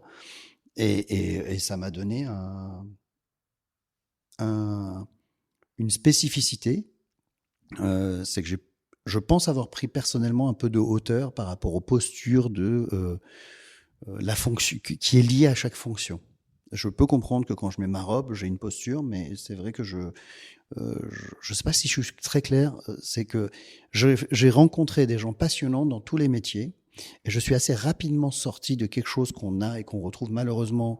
Je donne des cours à l'EFB et quand on a un stagiaire, des freins psychologiques de chacun par rapport à l'autre. Le magistrat, l'avocat, l'huissier, le notaire. Et ce mot, je vais le réutiliser encore une fois, mais la notion de trait d'union de tout ça, avec tous la volonté d'aller dans les mardes. Et pourquoi ? Parce qu'ils estiment que c'est le mieux pour leurs clients. Bah, ça m'a créé un réseau beaucoup plus large. Et ça me passionne. Et c'est vrai que dans les prochaines vies professionnelles, je pense y mettre beaucoup d'interprofessionnalité. Et c'est pour rebondir là-dessus. Je ne sais pas si c'est pas très clair. Peut-être qu'il faudrait qu'on recommence ça.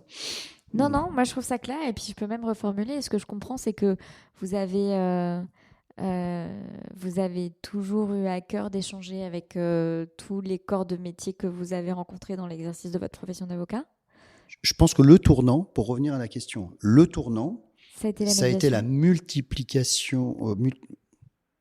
C'est ça ? Multiplication, oui. Le tournant, ça a été la multiplication des rencontres Oui. dans des domaines que je n'aurais et des personnes que je n'aurais jamais rencontrées si j'étais resté que dans ma fonction d'avocat. Mm. C'est-à-dire d'avoir des rencontres avec des magistrats, avec des soucis communs, comment faire en sorte de bien présenter le processus de médiation à des gens qui n'en veulent peut-être pas.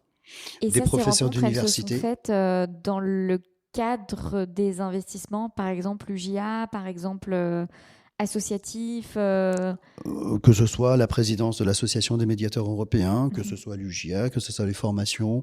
Quand vous rencontrez des magistrats qui sont vos élèves et avec qui vous discutez, et qui, en même temps, eux, vous apprennent des choses sur leur pratique professionnelle, et on voit qu'il y a des freins qu'on ne voit pas, nous, de l'autre côté. Moi, par exemple, je suis tombé de très haut quand j'ai compris comment s'organiser le travail réellement et les faibles moyens qu'avaient les magistrats pour travailler, notamment en matière informatique, etc., il y a un certain nombre d'années. Ou que, alors, naïvement, je pensais à l'époque, la première fois je me rappelle, que le greffier faisait fonction de secrétaire du magistrat, alors que c'était des fonctions complètement séparées. Mais une fois qu'on commence à comprendre le cadre de fonctionnement de l'autre, on commence à mieux comprendre sa posture. Et je pense qu'aujourd'hui, j'arrive à avoir une vision un peu plus large du rôle de chacun. J'ai eu la même discussion avec des notaires, c'était assez passionnant, qui m'empêchera pas d'avoir des discussions un peu, s'il le faut, dans la représentation de la profession. Mais pour autant, les problématiques... je me rappelle avoir échangé avec un notaire qui s'intéressait à la médiation quand il y a eu des vraies problématiques de crise de l'immobilier. Il se posait la question de son activité. Alors que pour moi, le notariat jusqu'à maintenant était une profession sauvegardée de tout.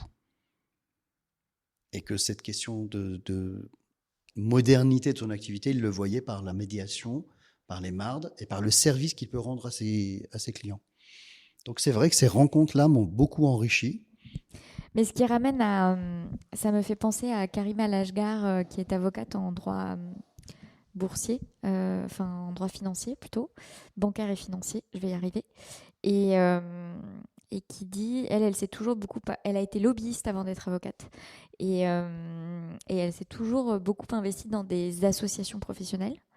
Et elle disait, voilà, j'ai envie de plus m'investir dans des associations professionnelles de la profession d'avocat, entre autres, justement pour tout ce qu'on y apprend, et aussi sur notre métier, sur notre fonction, sur notre posture, et ce qui amène aussi, en l'occurrence, à intégrer ça dans un schéma plus grand, en l'occurrence le schéma de la justice, avec les différents acteurs de la justice.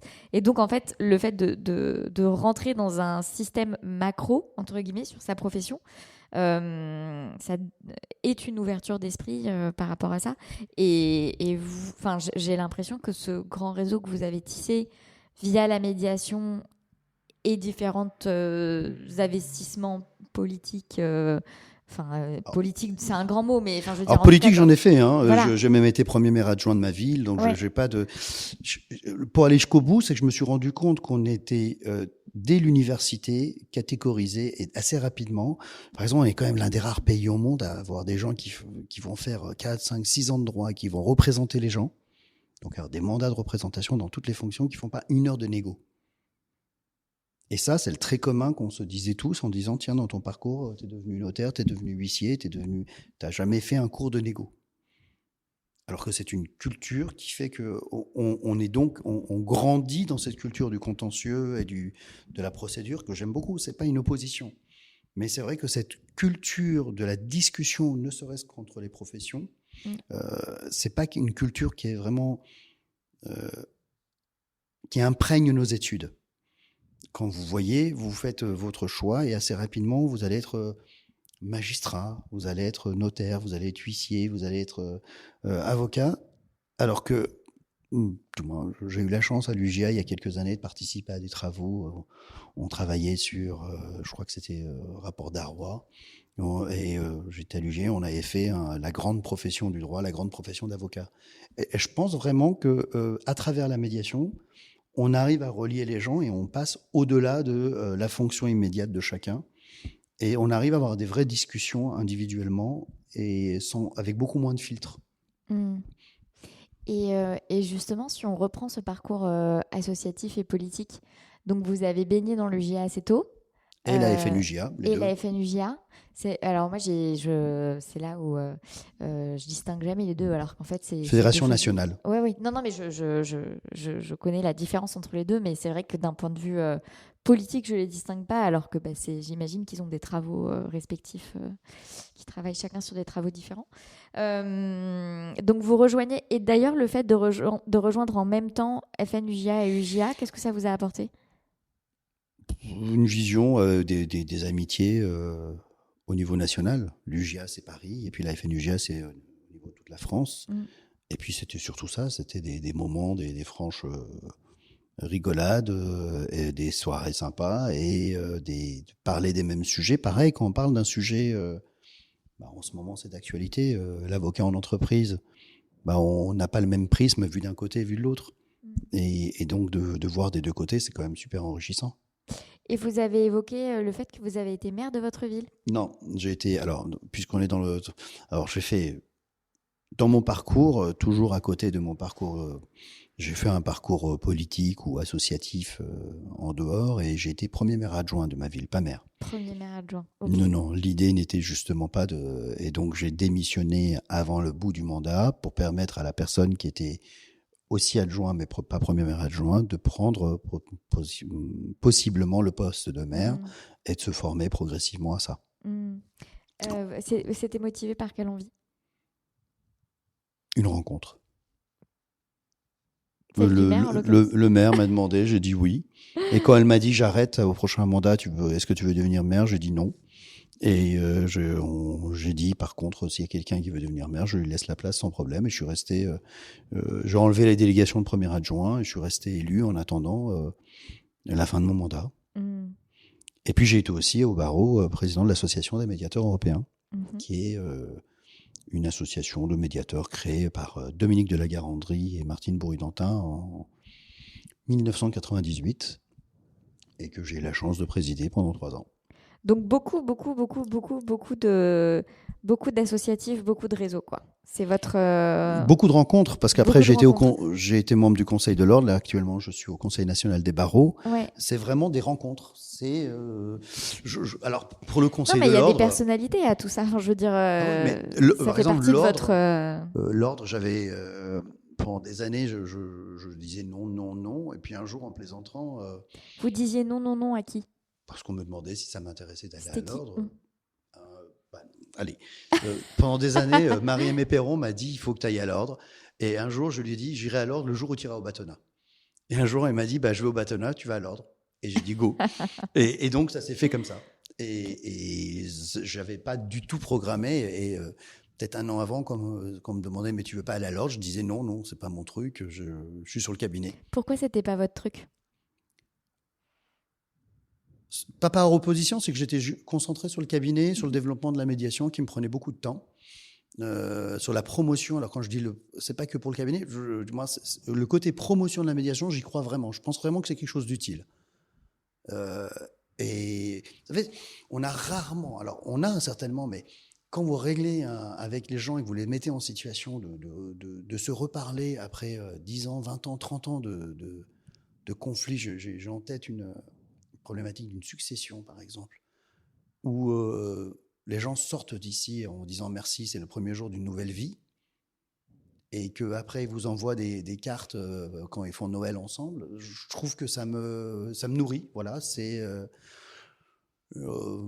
mais c'est pareil quand il y a un problème d'un bail commercial et que la coiffeuse arrive à enfin parler à son interlocuteur et qu'il y a un accompagnement et que les deux se relancent et que ça fait quelque chose de positif. C'est une petite énergie qu'on prend à chaque jour et puis parfois il y a des déceptions, mais c'est comme ça.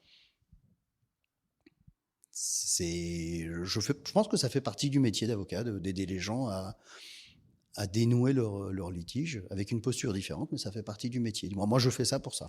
Donc, en tout cas, vous étiez très concentré sur cette promotion / développement de la médiation. De la médiation. Donc, en France et à l'étranger. L'Ordre, c'était sympa, mais ça attendrait. Ou ce serait peut-être... C'était surtout lointain pour moi. C'était lointain. Disons que ce qui s'est passé, c'est que dans mon parcours UJA, à un moment donné, Aurélie Berthet m'avait demandé d'aller au bureau. J'avais dit non parce que je développe mon cabinet. Et c'est vrai que je n'ai été qu'à la dernière année de mes 40 ans, puisqu'après 40 ans, l'UJA, comme vice-président d'Alexandra Perquin, qui est une amie, qui m'a dit « Oui, mais là, tes dernière année, viens ». Et donc, j'ai été au bureau, et ce qui m'a remis un peu dans dans cet environnement que j'avais un peu perdu. Et après, l'association des médiateurs européens était une association qui a été créée par le barreau, donc qui était le centre de médiation du barreau. Et donc, j'ai beaucoup plus travaillé, donc là, en ce cadre-là, avec l'ordre, via donc le délégué à l'époque du bâtonnier, qui était Romain Carayol, qui est un bon pote, qui était ancien président de l'UGA et de la FNUGA. Donc, tout ça s'est lié à un moment donné, et c'était une énergie qui s'est créée dans ce sens-là. Non, ça s'est fait assez naturellement. J'ai fini l'association des médiateurs européens et je me suis engagé directement pour aller au Conseil de l'Ordre. Et alors, le Conseil de l'Ordre? Passionnant.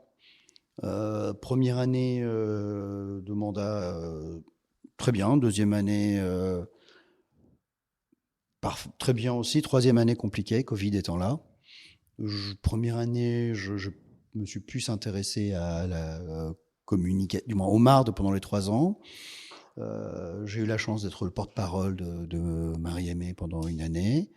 Et puis, troisième année, donc c'était avec Olivier Cousy, où les moments qui m'ont vraiment passionné, c'était j'ai eu la chance d'organiser l'Assemblée générale de la profession, donc c'était un moment prégnant de participer à tout ce que de participer, bien évidemment, simplement participer, parce que je n'étais pas le moteur, c'était toute l'équipe qui était moteur, mais sur les problématiques qui étaient liées à Nasrin Sotoudeh, et donc je faisais un peu le lien, et donc c'était vraiment très riche. Pour moi, ça m'a beaucoup apporté. Création du centre des MARD, du moins de la plateforme numérique, où grâce à toutes les équipes de l'ordre, et puis la période Covid où je me suis intéressé à la formation. On était deux à la formation, s'intéresser. Et puis avec Yannick Salah, Yannick est parti en cabinet ministériel, et donc il fallait en même temps réagir, et donc créer tous ces webinaires, ces formations à distance, de regarder le lien entre les gens. Ça m'a beaucoup donné, beaucoup appris. C'était très riche, c'était passionnant. Et ça s'est terminé. Et puis une posture que je connaissais pas, la posture de juge. Quand En commission, on siège, c'était une posture étonnante, pas facile. Qu'est-ce qui a été dur? De juger. Il y a un beau texte, il est difficile de juger, à tort ou à raison, c'est De Vos. Vous le lirez, vous écouterez, vous verrez. Je le mettrai en note de l'épisode. Il est difficile de juger, c'est vraiment très difficile de juger. Et j'ai eu cette fonction qui était assez étonnante, que je découvrais, alors pas exactement la première fois, parce que j'avais déjà été dans une commission des conflits dans un parti politique, donc je connaissais un petit peu mais de juger comme ça, ou d'instruire, parce que j'étais aussi instructeur, c'était un métier différent, c'était une activité, c'était une approche très différente. Ouais. Qu'est-ce qui vous a... Parce que du coup, bon, vous aviez développé cette expertise avocat, négociateur, médiateur. Là, c'est encore une autre casquette, juger, instruire. Qu'est-ce qui vous a coûté par rapport aux autres casquettes? Qu'est-ce qui est... Alors, je pense que je passais plus de temps à essayer de concilier les gens qu'à juger. Mais voilà. Alors, c'est pas pareil, parce qu'il y a eu deux cadres. J'ai été responsable... délégué à la commission communication de l'ordre, là avec une équipe de personnes superbes qui travaillaient sur les dossiers, vraiment une belle équipe. Et là on jugeait, mais on cherchait on était à la recherche de solutions pour aider à communiquer. La posture n'est pas la même que quand on est en déonto, par exemple. Et autant j'ai beaucoup aimé la posture où on aide, autant c'est vrai que c'était plus difficile. J'ai peut-être moins apprécié la posture où on juge une personne à un moment donné, même si je vous le dis, on le fait avec la plus grande bienveillance. Mais ce qui m'a beaucoup touché, c'était les commissions administratives où les confrères avaient des difficultés économiques et qu'il fallait décider de ce qu'on faisait avec ces difficultés économiques. Qu'est-ce qu'on peut faire avec ces difficultés économiques ? Il y a des très bons services, il y a un service social, il y a des personnes qui sont déléguées à ça et qui aident beaucoup. Mais c'est pas facile d'avoir un confrère en robe devant vous qui vous explique qu'il a pendant 30 ans bien fonctionné, et puis suite à un accident de la vie, il a plus marché et que c'était mieux avant.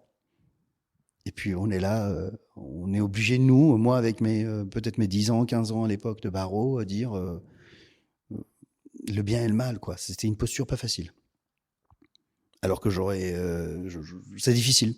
On peut pas. En fait, c'est pas tellement du jugement, c'est presque plus un côté ascendant. Non, c'est vraiment parce que c'est des personnes qui ont des dettes vis-à-vis CNBF, CNP, ordre, etc. Il faut à un moment donné, il y a cette équité vis-à-vis de la profession. Il faut qu'à un moment donné, il se passe quelque chose. Mais c'est vrai que c'était quelque chose les commissions administratives où on devait traiter de ce type de dossier n'était pas facile. Ça vous a ému, touché. Humainement, c'était pas facile. Et quand vous avez terminé ça, vous dites que vous êtes allé au CNB. Je fais partie de la liste ordinale. Donc Dans la foulée ? Tout de suite, puisque j'étais en 3e année. Et puis, à l'issue, je me suis présenté. Et donc, j'ai été élu pour être membre du CNB. Et vous l'êtes actuellement ? Et je suis actuellement membre du CNB. J'ai eu la chance de faire quelque chose qui n'existait pas. On a créé une commission ad hoc, mode alternatif de règlement des différends. Et je m'occupe moi, je suis élu à la commission formation et à la commission, et je suis responsable d'une nouvelle commission des modes alternatifs de règlement des différends. Et cette commission, au niveau du CNB, elle a quelle ambition ? Elle a quel objectif ? D'harmoniser les pratiques et de développer la connaissance dans la profession des mardes. Je ne veux pas dire l'exercice, parce qu'on a le droit de ne pas aimer, mais je pense que c'est le droit positif aujourd'hui, et il faut que tout le monde sache ce qu'est une médiation, ce qu'est une procédure participative, ce qu'est une procédure participative de mise en état, ce qu'est un processus collaboratif, ce qu'est un arbitrage, et qu'on dise que vous souhaitiez l'intégrer dans votre cabinet ou pas, c'est pas un problème. On peut faire. Par contre, je pense que c'est le droit positif et il faut maintenant le connaître. Et il appartient à la profession de s'organiser, de dispenser la bonne information à ça, sur le sujet. Vous avez l'impression que le message passe pas ? Parce que quand on en a recours... Est-ce que vous avez l'impression que le message passe, vous ? En fait, moi j'ai l'impression que je vois des formations et des posts et des trucs et des machins sur les mardes partout tout le temps. Après, je pense que j'ai un regard très biaisé parce que je suis quand même assez connectée à pas mal de personnes qui sont elles-mêmes connectées au milieu de l'innovation dans la profession d'avocat et dans le monde juridique en général. Donc, disons que mon algorithme d'information est biaisé, d'une part. Ensuite, quand j'échange avec des avocats, j'ai régulièrement effectivement des témoignages d'avocats qui disent moi ça me fatigue cette approche très bornée du conflit, beaucoup encore, sans même parler des mardes. C'est vrai que ce serait pas mal si les confrères étaient ouverts à l'échange, qu'il n'y avait pas autant enfin voilà, que finalement il y a beaucoup de fatigue de l'exercice de la profession d'avocat qui vient de la posture des confrères même, justement, dans le fait de cristalliser et d'entretenir les conflits pour plein de détails. Donc, les deux choses se cumulent. Après, là, ce qui me fait vous poser cette question, c'est surtout que vous dites, le moment où on a recours au fait de dire, en fait, les mardes, c'est pas tellement on n'aime pas ou quoi, c'est qu'aujourd'hui c'est le droit positif. Et en fait, d'une certaine manière, je trouve que le fait d'avoir besoin de recourir à l'affirmation que c'est le droit positif, c'est presque un aveu de... Enfin, c'est en soi un aveu de faiblesse, quoi. C'est en soi un aveu de... le discours en lui-même sur les mardes ne passe pas, donc il faut qu'on ait recours à un truc un peu supérieur en mode, mais c'est pas comme si vous aviez le choix, quoi. Vous voyez ce que je veux dire ? C'est marrant parce que à l'inverse, moi, mon algorithme, c'est que je suis dans un monde avec plein de gens qui font des mardes. Ouais. Et on a l'impression que ça bouge, il y en a de plus en plus. Qu'il n'y a que des mardes partout, ouais. Que beaucoup de choses ont été faites. Donc, la confrontation de nous deux nous montre qu'il y a quand même un chemin. Ouais. Après, c'est un vrai enjeu économique, je pense, pour la profession. Et la négociation, et c'est peut-être le premier point, si tout le monde est formé à la négociation, comme aujourd'hui on a la procédure participative de mise en état et donc la mise en état conventionnelle, on peut tout à fait imaginer, après ne pas avoir besoin de médiateur ou de tiers. L'idée étant vraiment de s'approprier les outils. On a quand même la meilleure déontologie. Dans les cours que je donne de négo à l'EFB, j'ai créé une petite équation. C'est l'avocat égale le mandat, la déontologie et la technique. C'est-à-dire la technique, la stratégie. La stratégie, c'est technique, tactique et donc stratégie qui amène à ça. Et donc je dis donc égale le meilleur négociateur pour le justiciable. Donc l'idée n'est pas d'aller systématiquement dans un marbre. L'idée, c'est de savoir de quoi on parle et de donner les meilleures chances par rapport aux besoins du client. Maintenant, on ne va pas se cacher. Moi, je n'ai pas des clients qui viennent me voir en me disant je suis prêt à attendre 2 ans, 3 ans, une expertise et 1 an et demi derrière. Ah oui, ça fait partie des gros arguments pour la médiation, ça c'est sûr. J'ai une ordonnance, j'ai un dossier, il y a un article dessus qui s'est traité. Il y avait plus de 30 000 réserves dans un dossier de construction. Il y a eu 14 heures de médiation et ils repartent pour quelques réserves en expertise. On a gagné un temps extraordinaire. Donc, c'est des pratiques. Après, je ne dis pas moi, je ne le généralise pas. Il y a des dossiers où je pars directement sur une expertise. C'est vraiment du sur-mesure. Et ça, c'est une vraie plus-value pour votre cabinet. Non, je pense que pour la profession. Et, oui, mais pour votre cabinet, le temps que tous les confrères qui ne mettent pas les mains dedans se mettent les mains dedans. Mais je pense à l'inverse, moi, que si tout le monde met les mains devant, il y aura un besoin qui aura plus important de médiateurs aussi, et que tous ces gens-là, ils iront chercher des médiateurs et qu'on créera de plus le besoin. Aujourd'hui, je crois que ça représente mais rien par rapport au volume des dossiers. J'ai eu la chance de faire partie au groupe qui a rédigé les textes, Comité JAM, Justice administrative et médiation en droit public. Donc c'était un groupe créé par le Conseil d'État où j'avais été nommé par le CNB pour représenter, pour participer aux travaux. Et la première fois je suis arrivé dans cette salle, il y avait peut-être une vingtaine de magistrats qui voyaient un avocat venir leur parler de marde. Et il fallait convaincre que c'était quelque chose de positif et que ça pouvait servir. Et j'ai été très étonné, et d'ailleurs je suis toujours très étonné, où la première question que m'a posée, mais alors je comprends pas, puisque on peut pas transiger sur ça. En droit public, on a le droit de transiger depuis très longtemps. Sauf que transiger ne veut pas obligatoirement dire abandonner quelque chose. La posture est différente. Quand quelqu'un vient me voir avec un besoin de droit, je le qualifie par rapport à ce que je peux donner devant le juge, ce que je peux demander au juge. Maintenant, si je l'interroge sur son besoin réel, peut-être qu'il est différent et que je peux peut-être l'adapter autrement. Quand vous mettez fin à un contrat public amiablement, plutôt que d'attendre pour savoir qui a tort, qui a raison, et donc pendant quelques années avoir des frictions, c'est le quantum. Il ne faut pas qu'il y ait une libéralité, qu'une somme supplémentaire à ce qui est le vrai droit à la personne qui soit versé. Mais pour autant, on a le droit de transiger la fin d'un contrat, même public. Comment est-ce que vous voyez qu'est-ce que vous avez... On a parlé de la page blanche en cours pour votre cabinet. Vous avez cet investissement qui a une large marge encore de diffusion avec la médiation et les mardes en général. Mais de quoi est-ce que vous avez envie pour la poursuite de votre exercice ? Alors, je suis heureux dans la poursuite de mon exercice. De plus de temps, de plus de collaborateurs sympathiques, plus d'associés avec qui j'ai envie de passer du temps pour le coup, j'ai pas une grosse remise en question de mon activité, de mes domaines d'activité.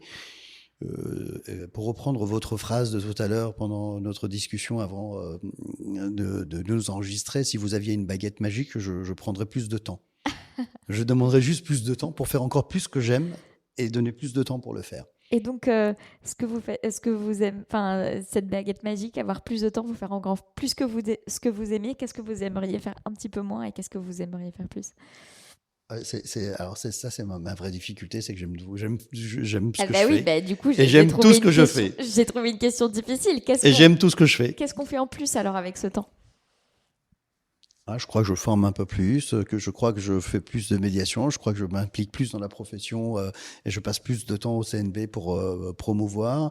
Je crois que je fais encore plus d'urbanisme opérationnel parce que c'est quelque chose que j'ai un peu moins le temps de faire et j'adore ça. Je fais plus des découpes en volume, des projections pour des faisabilités avec des clients, des contrats un peu complexes. Non, je pense que j'adorerais pouvoir faire tout ce que je fais, mais le faire plus et j'ai pas le.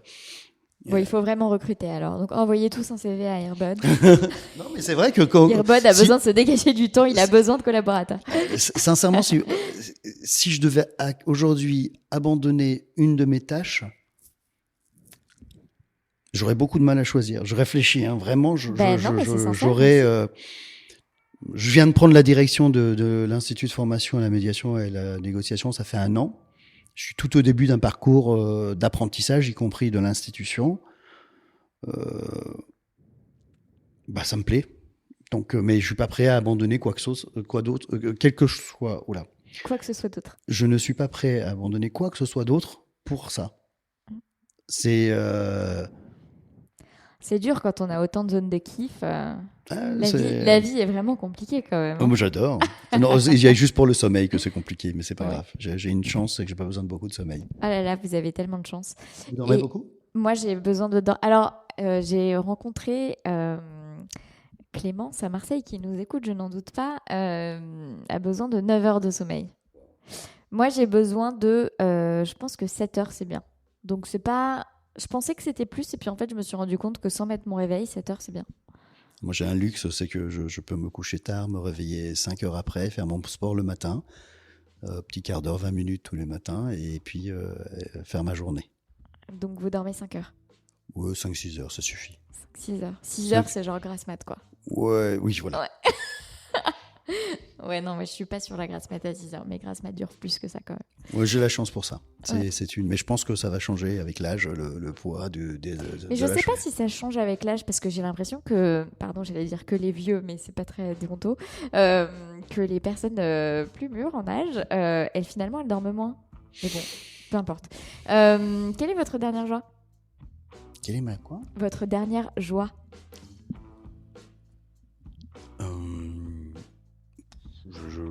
J'en ai 10 par jour, je sais pas. La dernière de ces 10, c'est pas grave. Qu'est-ce que j'ai Ou une de ces 10 joies de la journée. On reste toujours dans le cadre professionnel parce que je vais pas partir dans le cadre familial et personnel. Mais ma dernière joie, c'est cet entretien qu'on a assez sincère parce que je découvre quelqu'un qui est depuis à peu près 1h30, 2 heures est avec moi et toujours le sourire en banane sur le visage, communicatif. Et non, mais c'est vrai. Et donc, avec un grand sourire et des yeux pétillants qui m'interrogent et qui aiment faire ce qu'elle fait et qui fait avec plaisir. Et c'est une vraie joie. Donc, non, mais sincèrement, c'est ma dernière. Là, je me sens bien parce que je vois je vois en miroir quelqu'un qui a l'air de kiffer aussi, pour reprendre votre terme. Et j'adore. C'est effectivement tout à fait réciproque. Et qu'est-ce que vous portez sous votre robe ? Qu'est-ce que je porte sur ma robe ? Sous. Des baskets New Balance. Merci beaucoup, Earbud, pour cet échange. Merci.